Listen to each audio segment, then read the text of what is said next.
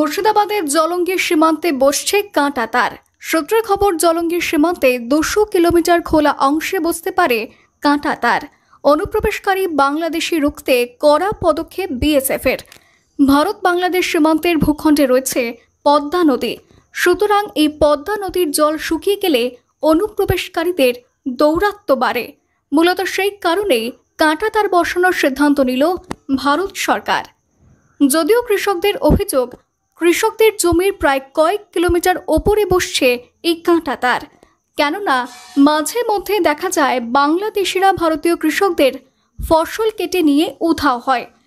তা নিয়ে বিএসএফ জওয়ানরা আশ্বস্ত করেছে এলাকার কৃষকদের। পাশাপাশি সীমানা মাপজোপের কাজ শুরু করল বিএসএফ এবং এলাকার পঞ্চায়েত প্রশাসন ও জলঙ্গি বিএলআরও। যদিও সাগরপাড়া সীমান্তে কাঁটা তার বসানোর প্রাথমিক কাজ শুরু হয়েছে। বিএসএফের আধিকারিক কর্মকর্তা, সিপিডব্লিউডির আধিকারিক কর্মকর্তারা আছেন। এখানে মাপযোগ চলছে এবং এই মাপযোগের পরে যে রাস্তাটা গ্রামের মানুষ, এলাকাবাসী এবং আমরা বলছিলাম যে গ্রাম পঞ্চায়েতের রাস্তা, সেটি গ্রাম পঞ্চায়েতের রাস্তা হিসেবেই চিহ্নিত হলো এবং সিদ্ধান্ত হলো সিপিডব্লিউডির যে জায়গা এখানে মার্কিং হলো, সেই সিপিডব্লিউডির জায়গা দিয়ে, সেন্ট্রাল গভর্নমেন্টের জায়গা দিয়ে আগামী দিনে ঢালাই রাস্তা এবং কাঁটাতার নির্মাণ হবে। জানা গিয়েছে জলঙ্গির সীমান্ত এই কাঁটাতার দিয়ে ঘেরার কাজ শুরু করা হয়েছে। যদিও 0 পয়েন্ট থেকে 3 থেকে 4 কিলোমিটার ওপরে কাঁটা তার হওয়াতে অনেক সমস্যার সম্মুখীন হতে হবে কৃষকদের বলেই দাবি স্থানীয় কৃষকদের। অন্যদিকে কাঁটা তার হওয়ায় কৃষি কাজ নিয়ে সমস্যা হলেও সুরক্ষিত থাকবে বাংলাদেশের আক্রমণের হাত থেকে। পঞ্চায়েত রাস্তা, সেই পঞ্চায়েত রাস্তাটা বিএসএফ দখল করে নিয়ে বলছিল আমাদের রাস্তা এটা, আমরা সেই রাস্তাতে আমরা রাস্তা তৈরি করব।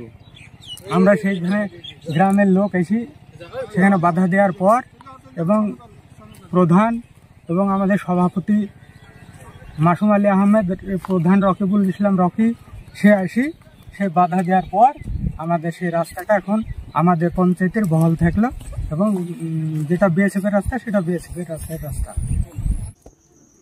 প্রসঙ্গত, ভারত বাংলাদেশ সীমান্তকে কয়েকটি ভাগে ভাগ করে নিয়েছে বিএসএফ।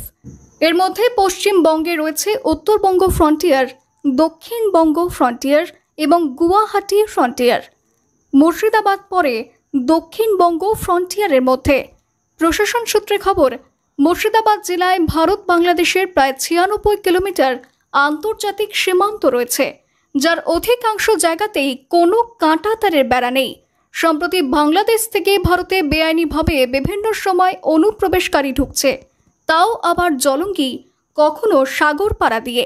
ফলে এবার অনুপ্রবেশকারী রুখতেই প্রশাসনের নয়া উদ্যোগ গ্রহণ বলেই জানা গিয়েছে।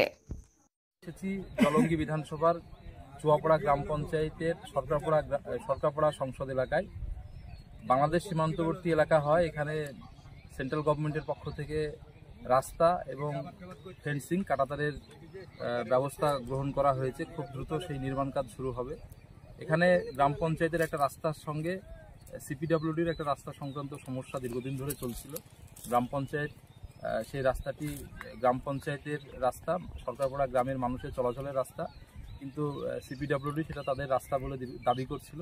আজকে সরকারের পক্ষ থেকে আমাদের মাননীয় বিএলআর সাহেব উপস্থিত রয়েছেন, গ্রামের সর্বস্তরের সাধারণ মানুষ, কৃষকরা রয়েছেন।